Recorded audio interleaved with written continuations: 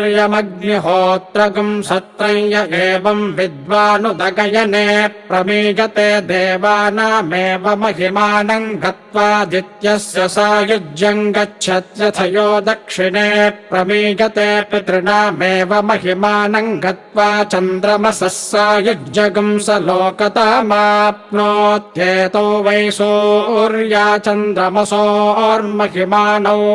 ब्राह्मणो विद्वानभिजयति तस्माद् ब्रह्मणो महिमानमाप्नोति तस्माद् ब्रह्मणो महिमानमित्युपनिषत्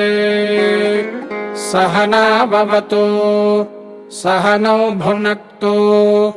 सह वीर्यं